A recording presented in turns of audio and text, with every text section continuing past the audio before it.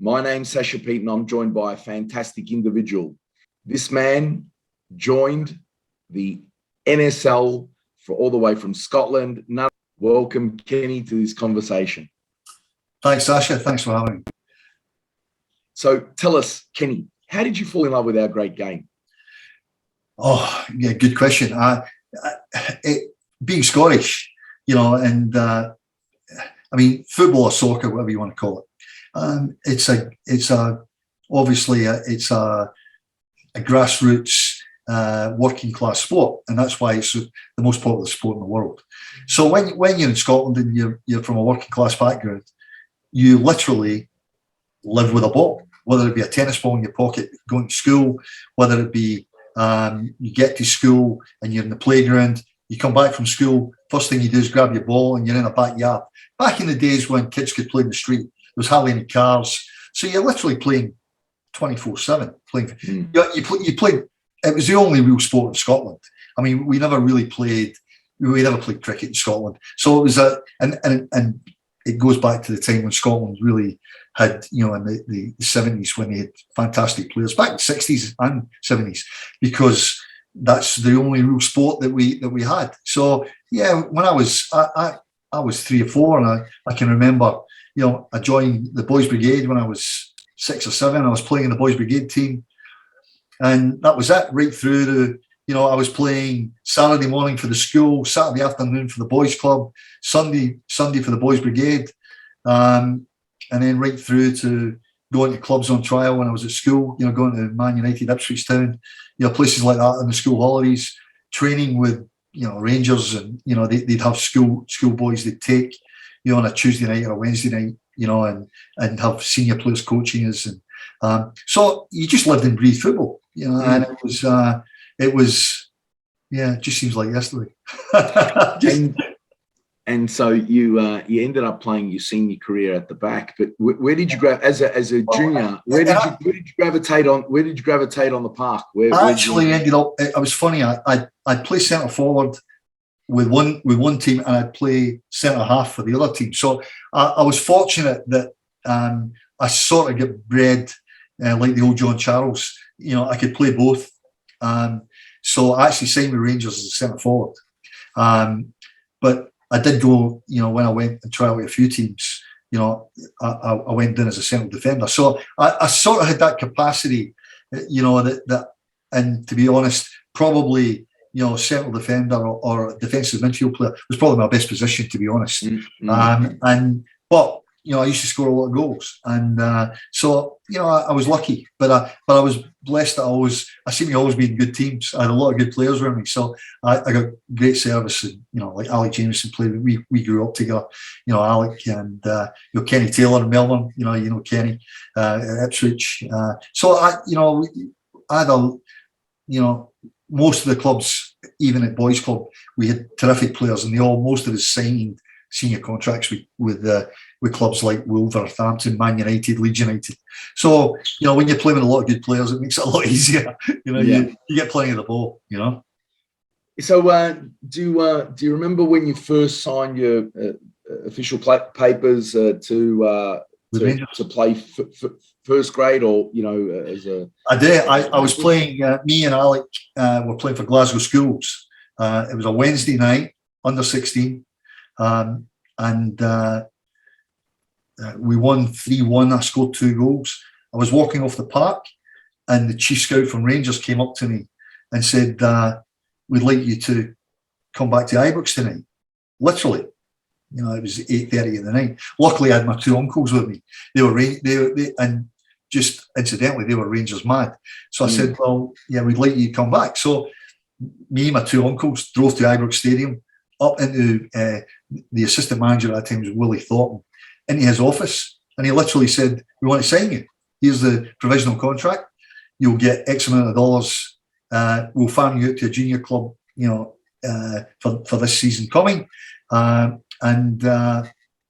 So being a bit of a, obviously Rangers mad as a kid, and I was close to signing. I mean, I had a couple of places that I was, Partick Thistle and Blackpool, and I was down at Ipswich with Alec, and Kenny Taylor was already there. I was close to possibly going to England, but when I got that offer, I went, and Alec had signed for Ipswich.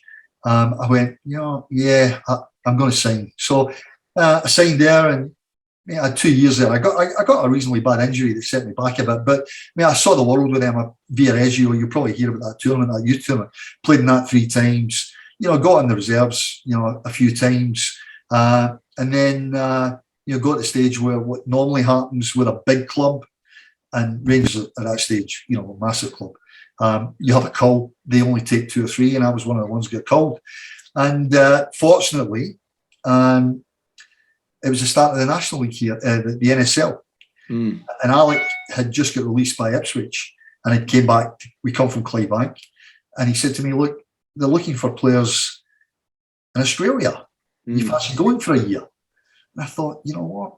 I just signed a contract to go to America, and it fell through because of a franchise issue. So I had nothing. I was sort of, well, what am I going to do? And he said, come on, we'll go to Australia for 12 months. And I thought, the only thing I know about Australia is Skippy on TV.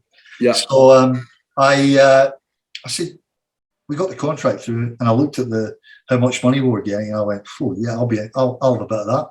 So 15th of July 1977, me and Alec arrived at Sydney Airport. Johnny Thompson and John Constantine picked us up, took us to a famous Greek restaurant called Diathnes, put the contracts on the table, we signed, and the rest is history. I've been here ever since. So, I mean, what were your expectations? How did they know how, was it purely based on pedigree, or like? Yeah, they're looking at, what they're looking at, to be honest, Sasha, they're looking at the clubs that you were attached to, and they're saying, well, they must have some ability. And I keep reminding people, when people talk to me here about the A-League and 22 and 24-year-olds, our Sydney Olympic team that season when we came. Now in the days you had a squad of 16. There wasn't 20s and 22s, and in the squad there was 2 goalkeepers, so you had 14 outfield players for the first team. Then you had the youth team. 9 of us were 19. 9 of us. Gary Meyer was 21 and George Gibson was 30. But 9 of us were 19, playing in the NSL. And people forget, they say, but if you're not pushing for a first grade spot in 1920 in the A-League, there's slight exceptions to the rule, but the horse is bolted. You've developed physically by then, 1920. You need that experience. That's probably sums it up for me. When I reflect, people say, but they brought a lot of, has-beens. Well, they never really. The has-beens they brought were the Charlie Georges and the Kevin Keegans for guest spots, Alan Brazils. Yeah. But they brought them for 4 or 5 games, but that was more of a promo thing, Ian Rush. But the majority of players that came here, one of the best central defenders that I ever saw here, there's many, but I look at them and I think, guys that arrive here, Kenny Bowden, Joe Watson, Kenny Bowden was probably 22, 23 when he came, and you would have probably remember Kenny Bowden. But there was some unbelievable imports that came in at a young age. Matt, the player I was referring to, Tony Henderson. Tony Henderson, to me, could have played anywhere. He was just a magnificent central defender. And I look at him and I think, why wasn't he playing in the UK? Maybe that never got the breaks at the time, or things happen in life, and I think you've got a destiny. I think you end up in a place for a reason. And I think these guys, lots of clubs. I keep talking about Footscray Just back in the 77, 78. He had 7 Red Star players playing in that team. 7 that were regular Red Star players. And then you look at that Heidelberg team: Jimmy Campbell, Gary Cole, Kenny Taylor, Selamides, Jimmy Rooney, Jimmy Tanzi. You look at that team. Yeah. You had half the Australian squad in absolutely. it. It was a great time to come here. But going back to probably your original question, I was expecting nothing like what I experienced. I was expecting sort of dirt roads and because I'd only seen Skippy on TV. But when I came to Sydney and saw how cosmopolitan it was, we had 4 TV channels. On Scotland, you only had 2. It was like Americanized. It was way beyond my expectations. And of course, the other issue was me and Alec Sydney Olympic put us into the Coogee Hotel for 8 months. So we lived in the Coogee Hotel, which at that time had all the rock bands playing, Cold Chisel and these guys. They were playing every weekend. So it was like a real eye-opener for us. It was great. You would have lived it up. Well, what about the quality of football? So what was your expectations about, like, once you got here and started playing, and you thought, okay, did you think it was going to be easier, and how quickly did you try and adjust? Yeah, my expectation was that it would have been a lot easier than what it was. It was a lot higher quality than my expectation before I came. I thought it would be, we'll coast through this. It wasn't like that. And of course, the pitches were hard because we used to wear screw-in studs, mud. Well, here you can't wear screw-ins. Grounds are too hard. Lots of the pitches had cricket wickets. So there was a lot of that, plus the climate for us, was quite difficult to adapt to. But certainly the quality, because it was so cosmopolitan. Those players from South America, from Yugoslavia, England, Scotland, they were coming from everywhere. So there was a real amazing melting pot is probably the word I'm looking for. That original Sydney Olympic squad in '77, there was a lot of the boys there were from, for lack of a better word, from the UK as such, right? So you had a couple of Greek boys in the team, but it wasn't like your Footscray just who, like you just said, they went out and they got a number of Yugoslav players that played at that side. That it was a very British side, so it would have felt a bit like home, right? Playing with definitely. It was. I mean, we had Christomides was probably, and we had Herc, who was the second goalkeeper. They were probably the only that I can recollect at the time that were Greek kids. But the youth team was nearly all Greek boys. We had some players in that team, but we had Joe Sinkowski. We had the Allen brothers, Australian boys, Billy Palmer. Then we had Mickey Cross, who's English, myself and Alec from Scotland. Richie Bell, who was, unfortunately got a bad injury, but he was an Australian representative, really good centre half. It was a mixed bag of Australian, English, but you're right, it was only, we never really had a regular Greek player playing every week in the team. Correct. Yeah, we never. Up until we got to 80, 81 when we had Rasco and Peter Catholis came into the team, and then we had a couple of other ones creep in. So the one thing, I mean, and I can say this because I'm half Greek, so the one thing that Sydney Olympic did really well, like all Greek clubs do, is they changed over their coaches quite regularly sometimes. Right? So I think in one year you had 4 coaches. I can't remember what year it was, but like there was a period there that you'd see a coach, he'd last 4 weeks. Next thing you know, new coach in, and so you were there for a number of years, and obviously there was a period there that that Sydney Olympic got relegated, and the following year you got promoted. But talk to me about what's the mentality of the dressing room? Because you would, by that time, you had been like, you sort of cemented your. I'm an expert in coaches. When we arrived, Kaz Kulak was the coach, and Kaz was a quality football player, is what I've been told. He obviously left at the end of the season. I was let go. Then. A great favourite of mine, the late Tommy Anderson, who was the writer for the Mirror at the time. Tommy, who was a terrific ex-player, took the gig in '78. He had half a season, and then we had a fill-in, George Gibson, who was a player but got injured. George Gibson then took it to the end of the season, and then the legendary that really should be statues everywhere of him, the great Joe Marsden. We had Joe Marsden in 1979. I mean, I can't tell you how lovely a man that man was. He's just got a beautiful warmth about him, and probably too nice to be a coach, but probably the greatest pioneer.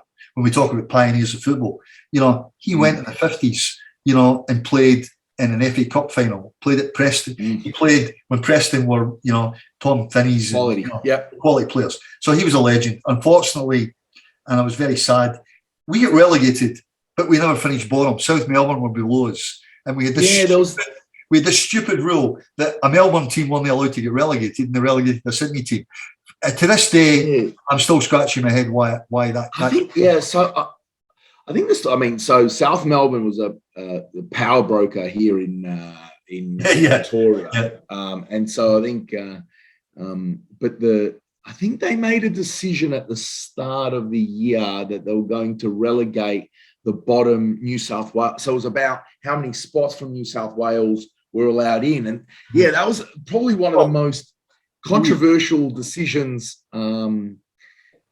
That South didn't get relegated, but you guys finished second last, but yet got. They're trying to keep some sort of Victorian New South Wales balance. But when you have a true relegation and promotion, like they're arguing about at the moment with the A-League, that's the ideal example why unless you do it properly, it doesn't work. So subsequently, we get relegated to the State League, but luckily, we retained and added to the squad, and we had a cracker of a team. So we won the Apple Cup. We won the State League Grand Final under Jim Adam, who, eccentric as he was, but he was a good coach. He was a good coach. Quite out there, but knew the game and could still. We'd play at training 6-a-sides. You couldn't get a ball from him. I mean, he was, and he played at a very high, Aston Villa. He played at a very high standard back in the UK. Quality football player. And again, although he was a little bit eccentric, he was a good man. Shame. We won everything, and we got rid of him, which I still think, in hindsight, was a silly decision. We brought. But what happens is a Greek board meets and.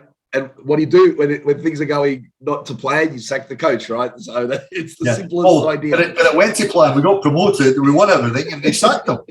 He's shaking his head, going. But the reason we sacked him was because we were bringing in Tommy Docherty. But Tommy Docherty was never. Tommy Docherty was never. He was here for a holiday. He was only here for a short period of time until he got another gig. So anyone that thought any different was crazy. But. But interesting. So the story behind that, the holiday, there was a bit of a scandal in the UK. So I think, so he had a bit of a scandal that he needed to get away from the UK, and that had happened. I mean, people kept bringing it up about the physios, but that was when he was at Manchester United. That was years before. That was 77, 78. So he'd gone to Queen's Park Rangers. He'd gone to that. He'd gone to a few teams after that, and hadn't been successful, and they got rid of him, whatever. I mean, there's a great story when he was at Queen's Park Rangers where he promised the chairman that they wouldn't be in the first division. They wouldn't be. They were in the second division at the time, and when he got the job, he promised the chairman that he wouldn't be in the second division. And they got relegated to the third division. And he said to the chairman, "I told you, I never broke my promise." So that's Tommy, But you sort of he came, and obviously the Greek, as I said in the Olympic at the time, thought it was a great, promo thing that we've got Tommy Docherty, and in fairness, we were okay. We were just okay under him. We never really excelled. But the greatest thing Tommy Docherty ever did for Sydney Olympic was bring Doug Collins to Australia, who, in my humble opinion, was the best coach I've ever played under. And I played under Bobby Robson. As a boy, I had a bit under Alex Ferguson at St Mirren. So I've sampled some great. Although when I say Bobby Robson, he was the Ipswich manager, but when I went there, I saw what he did. So I sort of experienced that. Doug Collins, we had a fantastic team at Sydney Olympic. We went and played. We went on a world tour, and in November '81, we took Jimmy Campbell from Heidelberg with us, which is another story. The reason we went on the trip was because a friend of Jimmy's father funded it. He was a resource, very rich, and I think he played with Jimmy's father at Celtic. So long story, Jimmy was part of to come, which was great. So we played Man United at Old Trafford. We get beat 2-1. Jimmy scores, but we had a terrific team. We come back and we play in a pre-season tournament against Hungary, who were on the way to the 82 World Cup, Vojvodina and St George. We beat St George 5-0. We draw with Vojvodina 2-2, and we drew 3 each with Hungary. We were flying, absolutely flying. And we were going okay through the season, but then, as what happens sometimes, and it happens, at Olympic, there was factions creeping in, and it imploded, which was very sad because, as I say, 7 seasons at Olympic, Doug Collins for me was the best. He just quality. He played in the first division with Burnley. He could play. He knew the game. Structure. He's the one that really brought on Gary Phillips. Really Peter Kadolis, Cat, Rasco. He's the one that really developed him, in my opinion. Graham Jennings at left back, he developed him, moving forward. And there was other players. He brought Jimmy Redfern here. He brought some players here. He brought Mick Cody here, Martin Rogers. He brought some quality players here. So interesting that you say that, because it was around that time that all of these boys started featuring regularly for the national team. Right? Yes. They start getting they start coming through, and so obviously you need the exposure, but you need a little bit of that guidance. I think it's up to the player themselves to sort of blossom, but they, maybe a good coach gives a good framework to sort of guide the play in the right direction. I think coach or manager, whatever you want to call them, I think when you get to the elite level, the managers, they're not really coaches. They can't technically, they can draw things out of you, but you have to have that ability in the first place. They're not teaching you how to cross the ball when you're 21 or 22. You can either do it or you can't do it. The horse is bolted by that. So, but what they can do is they can make you believe in yourself, and you play probably better because you've got that much confidence. I know with me, Jim Adam, I had probably my best season under him. Joe Marsden, I thought I had a really good season. And with Dougie, I think I had strong seasons because they just threw the best out of me. The encouragement, play your strengths. I want you to get forward. I want you to do this. I want you for free kick, whatever. But that just made you feel, you just your chest puffs. You just feel he believes in me. And certain coaches are really good at it. I think guys like Alex Ferguson or Bobby Robson, obviously Pep. These guys, I think that's where they excel. I think the good ones really drag the best out of the players who already have ability. And look, there's probably Raleigh Razic, Raul Blanco, who's I think was a brilliant coach, who I was fortunate enough to be able to play under in Leader. Just wonderful. Absolutely wonderful. Raleigh, I played New South Wales. He's just he's a tactical and he's mentally a genius. He knows how to get the best out of you. He just knows where to take you and bring you back. And psychological master. Absolutely. He just knows what to say and when to say and when to hammer you and when to say, okay, son, great. I love that. And Raul Blanco was exactly the same. Loved playing under Raul. Loved him to death. He's a legend for me. And unfortunately, both of them, although obviously getting on in years a little bit, but probably lost the game, which is a shame. I think I think there's an appreciation coming back. So we look. So there's a subtlety and nuance that we look back and think, okay, a lot of those guys sort of grabbed football by the scruff of the neck and sort of dragged it along. Right? I think now if we think about, what are the time, energy, money, resources that coaches have to their disposal now, compared to what some of these coaches did in the generation before, you look back in admiration and say, not only did they somewhat, in some instances overachieve. You look at that in 74, what Raleigh did with Australia, but the And you saw afterwards, we had many failed campaigns afterwards, right? So yeah, in some respect, it's one thing about football, understanding tactics and being able to implement those things, but another thing to be able to manage and then say instill a sense of vision and belief, and that you're going to achieve more than what maybe you're capable of doing, right? That requires a special person to bring that out of you.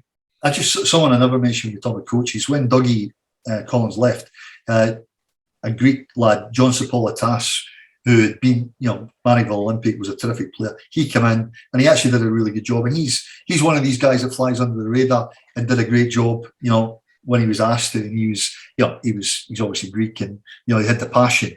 But I was lucky. I mean, I was probably blessed. Sydney Olympic, St George, and then Melita, but certainly Sydney Olympic and Melita, playing with A2 clubs. I was blessed that that they support us. They're just so passionate. I consider myself half Greek. I love Greek food. I do. I'm sort of, I'm so indebted to Sydney Olympic for bringing me here and for where I am today. And so I get a little bit defensive when people criticise Sydney Olympic because they're in my heart. And same with Melita. Melita is a slightly smaller club, but the clubs themselves, the supporters at both clubs, they're just beautiful people. They're just volatile and emotional, but if you give what you can, they appreciate you. And there's passion there. There's real passion. Absolutely. So tell us, who did you typically room with? In your time at Olympic? It could be Alec Jameson when he was here before he went back. Andy Scott, Mr. Catholis when we went overseas. It was me, Kat, Gary Meyer. We're in a triple. It was a triple. Because in the days, the budgets were a bit. So we were staying in these country guest houses. So the rooms had, But honestly, God, Sasha, I could. They're the best stories. When we had a room. We had. I'll tell you a quick story. With we get there and we've got a weekend off. And Dougie allows me, Derek Lang, and Alec Jameson. Now we're in Bollington, which is just outside Manchester. So we're playing Manchester United on the Monday, and we get there and he says, "Look, you guys, you can go back to Scotland." So we hire a car. Now, in our wisdom, somebody's hired a manual car. Well, I can't drive manual. I've never driven a manual car before. So I'm trying to drive this manual car. So, cut a long story short, we arrive back on the Sunday, and Jimmy Zira says, "Can you take me down to the local shop? I want to get something." I said, "Yeah, no worries, jump in." So I'm forgetting I put it in the gear. I had the accelerator. I've nearly put him through the front windscreen because it's just like. And Jimmy's looking at me saying, "Sorry, mate, I can't drive a manual." But we had such a great trip, and then we played Preston, we played Bedford Town. We had such a great camaraderie built up. And that's why when we rolled into 81, we were successful in that early period. We had, when I think, Andy Scott, Jimmy Redfern, Mark Cousins, which I should mention. Obviously, we had Mark. We had Tommy Garvin. And Gary Phillips coming through. We had and we were all mates. To this day, and I think it's probably a little bit different nowadays. But to this day, we have get-togethers and reunions, and we might not see each other for 2 years, but it's like when we get together, it's as if it was yesterday. And I think the friendship and the bonding back then, it was more passionate rather than a monetary thing. The fact that we did things together, through thick and thin. So we had some bad times, but we had some great times. And certainly being involved with an ethnic club like Olympic or Melita, the passion was there. I tell the story. I bought my first home I bought was in Sydenham, which is in Marrickville. I couldn't go down Marrickville Road and pay for anything. If I went into a milk bar, I couldn't pay for the hamburgers. If I went into George Cafalis' hardware, I couldn't pay for a hammer. If I go into the Greek taverna there, I couldn't pay for anything. You know, that's how it was. You know, it was like, oh, Wilson. And it was like, you know, you just don't know how kind these people were. You know, next chicks, he had chicken shop. We go to Bondi and me and Alec would walk in. It was barbecue chickens. Back in the day when no one was doing barbecue chickens, he was one of the first. And we'd go, well, you know, they were just so wonderful and warm people. So, yeah. So the element of rock star, right? So in absolutely. Own little, so absolutely. Own little lunchbox, right? That City Olympic, you know, enclosure where that because you're playing and giving for the team, they want to repay that love. Yeah, it's great. A great story. When we go to functions, Jack Zerlos winds me up about this all the time. When we go to functions, I get these guys coming up to me and says, Kenny, you signed this ball for me when I was a ball boy at Sydney Olympic. I must have had 120 people come up to me tell me they were ball boys. Who knows how we had 120 ball boys? I don't know. But apparently we did, you know. But and that's the way it was. Like, you're right. I mean, you felt, they made you feel special. You know, they definitely did.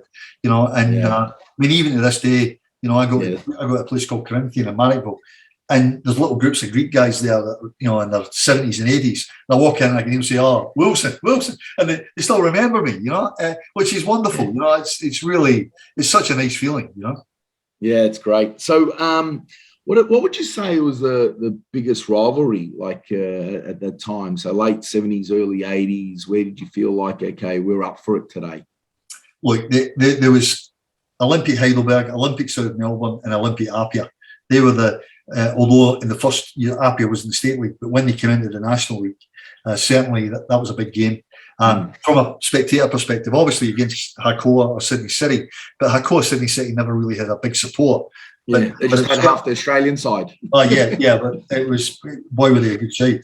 And a lot of them were, you know, we intermingled. I mean, like Joe Watson was a dear friend of mine. You know, Eddie Thompson was a dear friend of mine.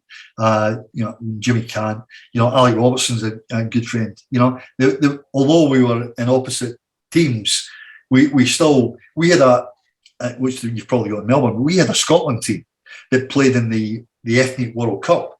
And our Scotland team had, you know, Eddie Thompson, Joe Watson, Alec Robertson, me, Alec Jameson, Johnny McKee. It was a National League team playing in the off season in an amateur ethnic cup. It was like we won it. I think we won it 7 times. But you know, frightening, absolutely frightening. You know, John Stoddart, you know, who should have played in the National League. I mean, he ended up playing the State League for most of his career after leaving St George and Canberra City, but was too good for the State League. He should have played. He should have been. I mean, I actually asked Sydney Olympic after we played in the leader when we get relegated. And we played in the leader, were a terrific team. And I begged John Constantine to buy him for Olympic for the following season. But with Tommy Docherty coming, he was bringing players. But he was just a superb player, you know. And there was lots of them, but there was standards, you know. And I'm talking to guys that, you know, you play and you think they change games. Joe Watson changed the game. John Kazmina changed the game, you know. David Mitchell could change a game. Marconi had, you know, Byrne, Yankovic. There was plenty of them, you know. And that's, I suppose, the fallback. You know, I look at today's teams in the A-League. They don't have a lot of game changers. They've got a lot of unity, but they don't have a lot. There's the exceptions to the rule. You know, I think Melbourne City's got a few. I think, you know, Victory. Sydney FC, I'm not too sure about at the moment. I think they're a bit mechanical for me at the moment. They don't quite. They're certainly far off what they were before. But, you know, certainly they too, when I watch them, you know, you still get a little bit of excitement when you watch them attacking. You know, they break, they quick, you know, they go at people, you know, that they're shooting. So, but that's one thing that when we talk about the NSL, there was no shortage of X factor. You know, you thought you just like you go and the players were allowed to express themselves. And maybe now the one knock, if we were to say there was a knock, that the game has become more, you know, there's a lot more athleticism, a lot more speed in the game, which sort of dictates how the game is played, and it's a little bit more robotic, I would say. Yeah, I mean, robotics is exactly the word that it is. But that's not just here. That's the world. predominantly, with the exception of maybe South America and maybe Africa. And it's no accident that the best players in the world come out of South America and Africa because of the low demographics. Kids are still playing football in the streets. They're kicking the ball, and that's why Africa and South America develop to this day still the most skillful and entertaining players, because the demographics are still way low. Everyone's not driving cars in the street. They're playing on the beach. Kids have got no money. They get a can or a ball and they're playing there for 8 or 10 hours. And that's what when people say to me, the coaching and, if the kids haven't got that self-discipline or self-enjoyment when they're 3 or 4 or 5, if they're not out kicking a ball every day, I don't care how good the coach you are, you ain't going to be an elite player. You might be a solid player and you can turn them into a decent player, but you're not going to be an elite player. You're not going to be a Harry Kuehl, or a Viduka. They learn the craft in the streets, up the park. I mean, I keep saying to people here, you try and go up to a local park with goalposts here, and you can't go on there because the council's rented them out to academies, and so there's no where you can practice shooting, or you can't get on anywhere. The days are gone. That you can just roll up, and it's a shame, but it is what it is. The game is what it is, and we've got to embrace it moving forward, and we've got to try and sort of sap for us oldies, sap the best part of it from an enjoyment perspective, and forget that we're not going to get what we had before. It ain't going to come again. The days of the kids in the street, like I said, that ain't happening anymore. I mean, I drive all through Sydney every day. I don't see any kids kicking a ball on the street. Never. Yeah. And I'm quite sure it's the same in Melbourne. Too many cars. When I was a kid, we got a ball and we'd be in the main street and we'd be kicking it against, garage doors. And every 15 or 20 minutes, we might have to grab the ball. One car came. Well, it'll be 15 seconds today. You wouldn't be able to do it. You get chalk and you throw a goalpost and you shoot. You can't do that anymore. Like the neighbours would be complaining. It's a different world. But we've got to move forward and we've got to accept it. And I suppose the generations coming through have been brought up in what we have now.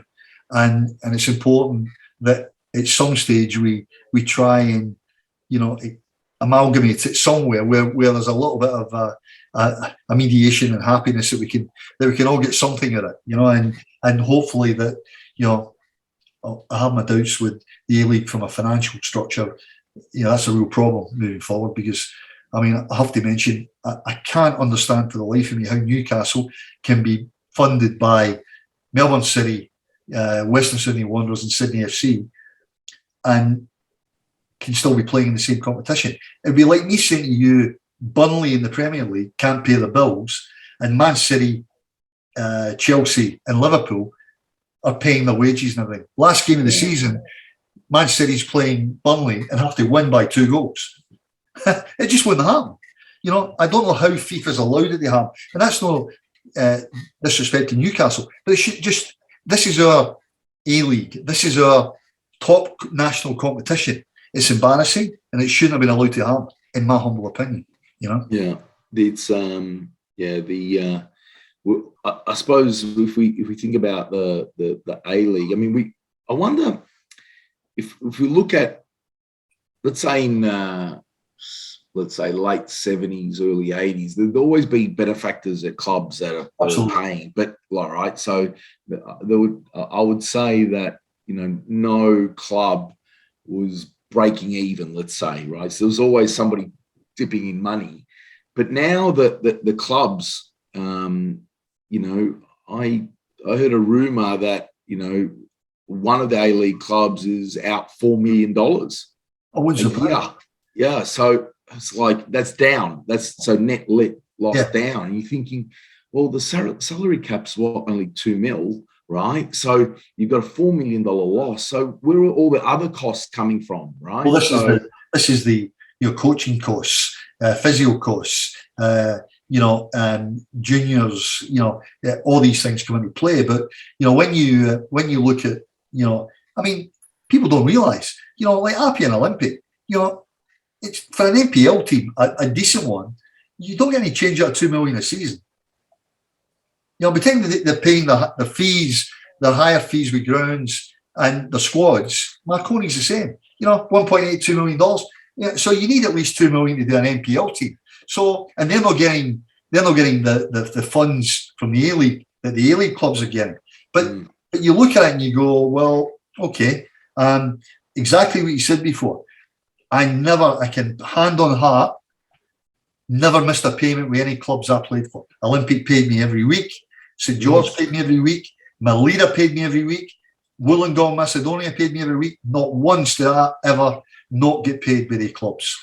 And, you know, I can't even honestly say that with A-League teams, because I know what's happened in the past, that some of the teams have gone a few weeks and not been paid.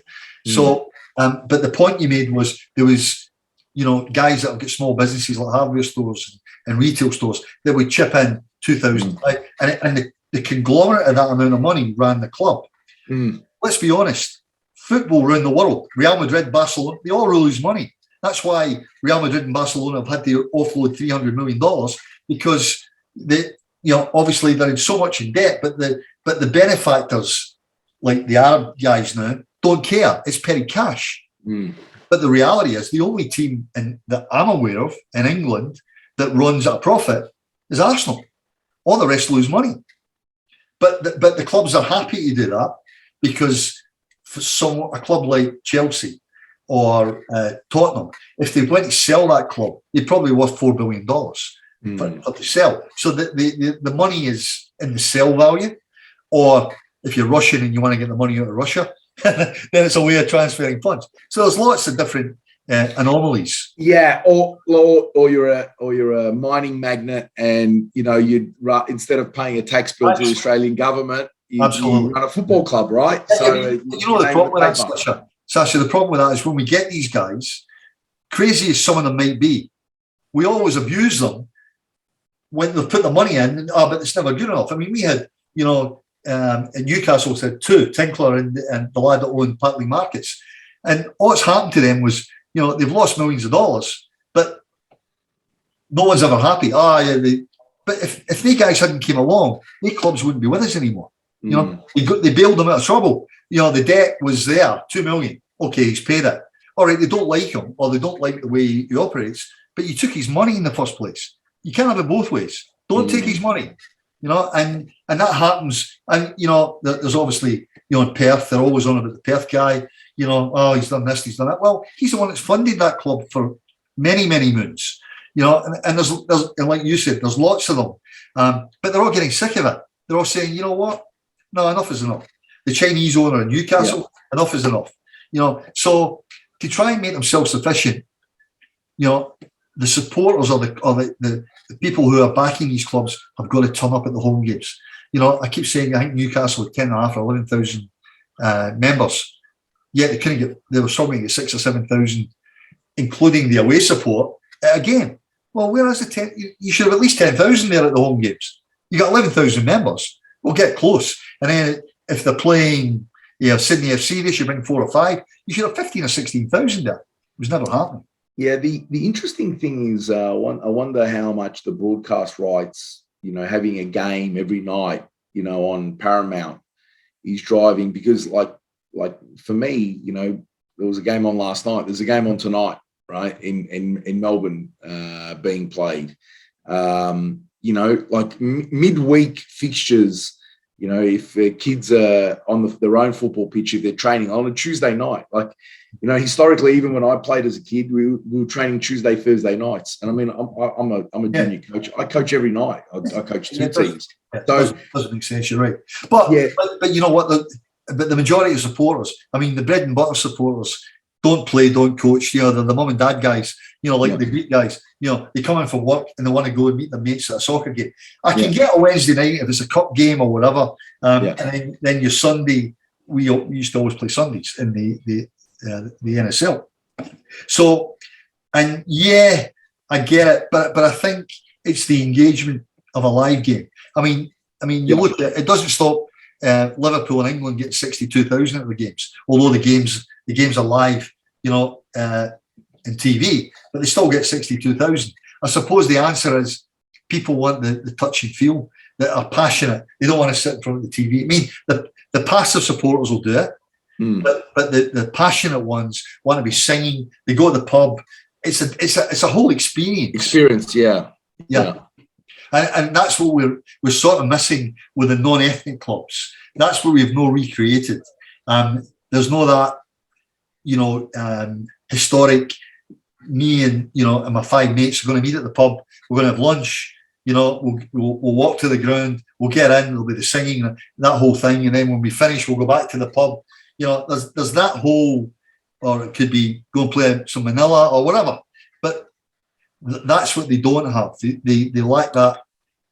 Yeah. So when the A-League first started, you had this, crosstown rivalry, right? So, but then when you add another team and another team and another team, it starts fracturing. And the new clubs that you look at, let's say, no disrespect, but the Western Uniteds, the MacArthurs, the newer teams, it's hard to find a new supporter base because these people have already had their affinity to a new. So all the fans of MacArthur were either Western Sydney or Sydney FC, right? And they probably got an NPL.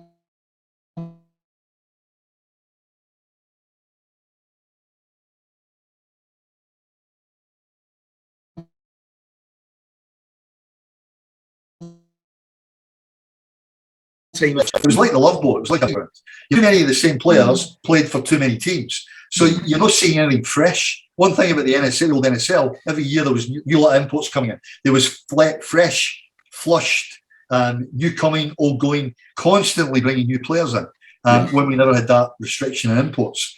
And people say, but we're not developing talent. Well, we did develop talent back then, and there wasn't any import ban. We still developed, plenty of players. The interesting thing there is, like, if you look at, let's say, I know by this time you're playing in the state leagues, but like in 1985, we had 2 divisions and 36 teams, right?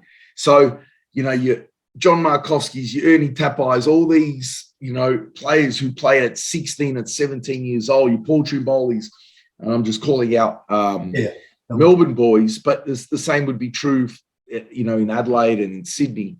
Well, that happened. That happened. That was, for me, that was a killer for the NSL.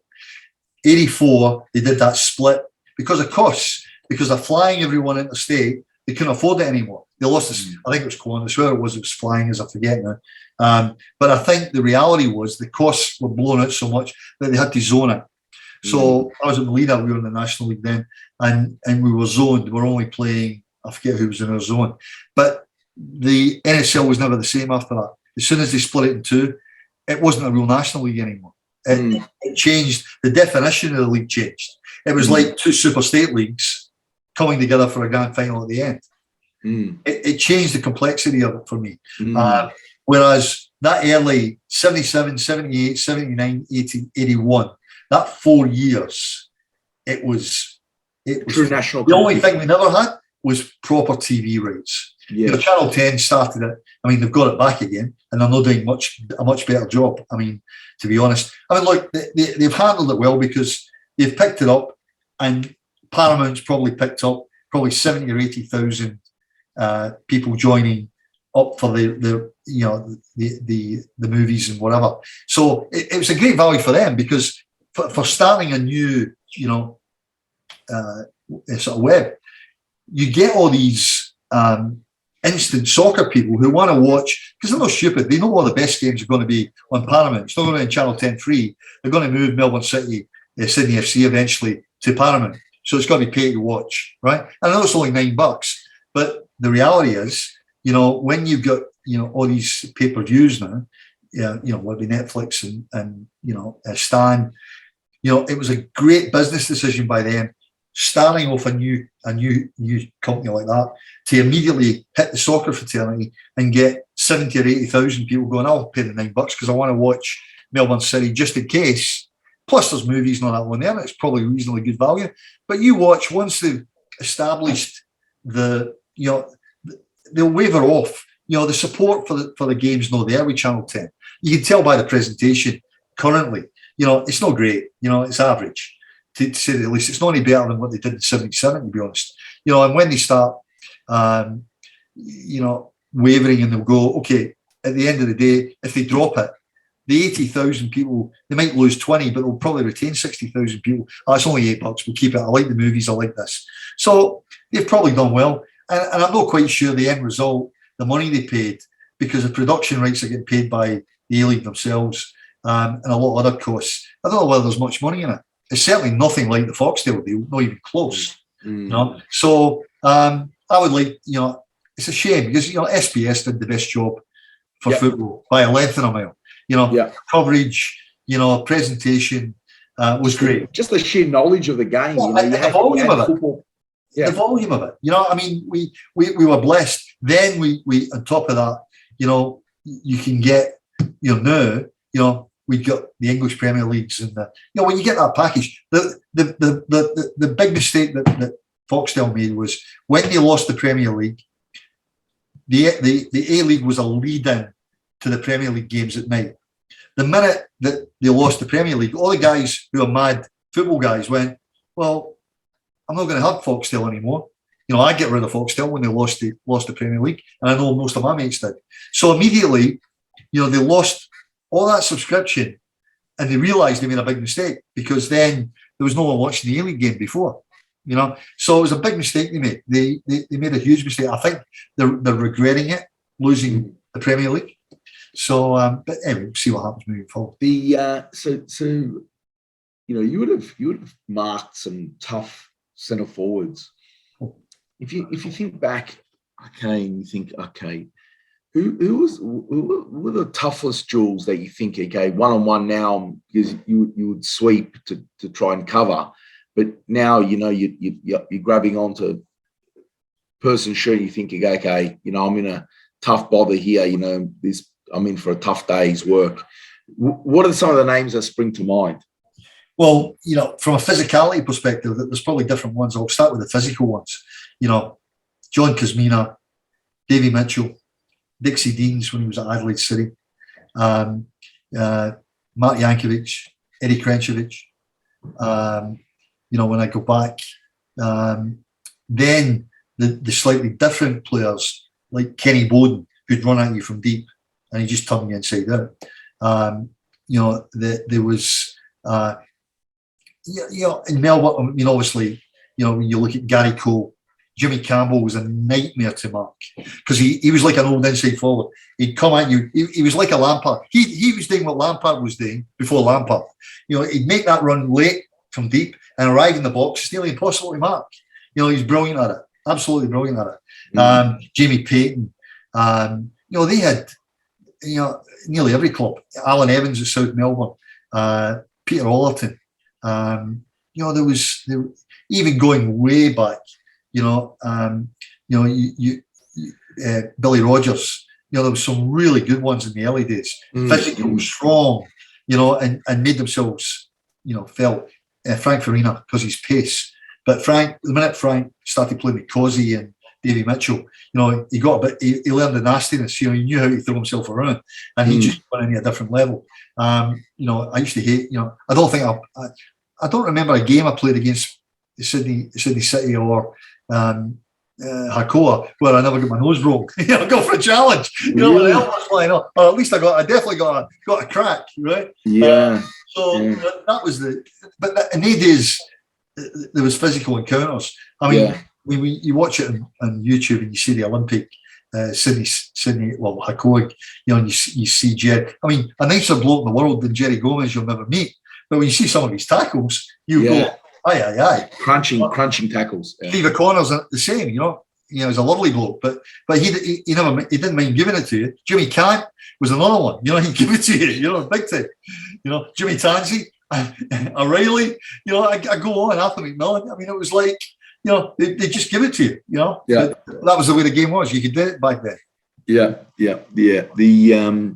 So you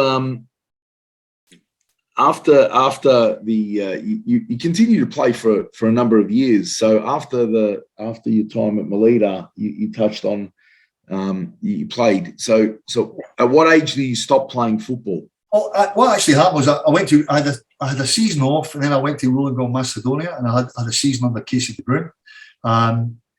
found that difficult because the year off, I was so mentally exhausted because I played from 77 right through.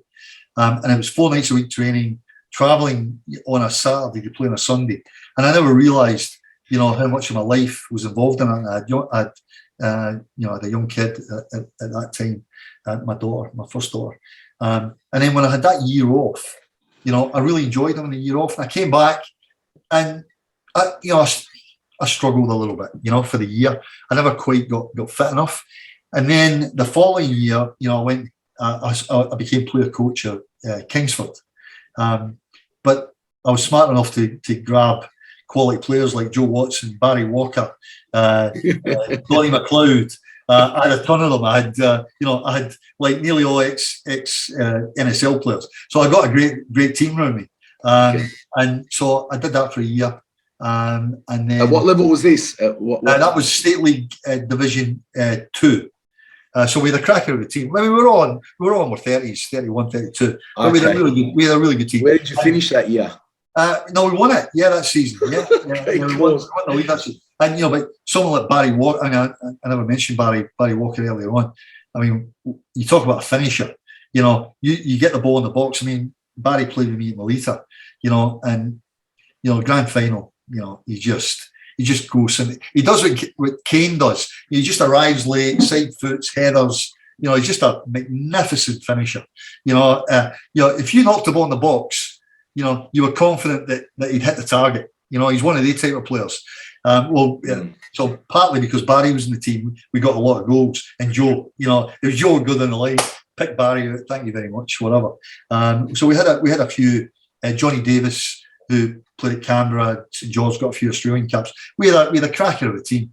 And then, to be honest with you, we went, most of us, a lot of us, Johnny McKee, Colin McCausland, John Bradley, who else played? Myself.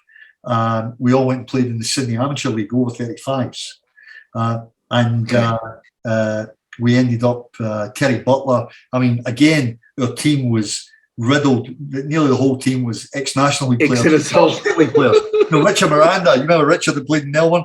Richard played for us, Martin Burke. We had a crack. I think we won it.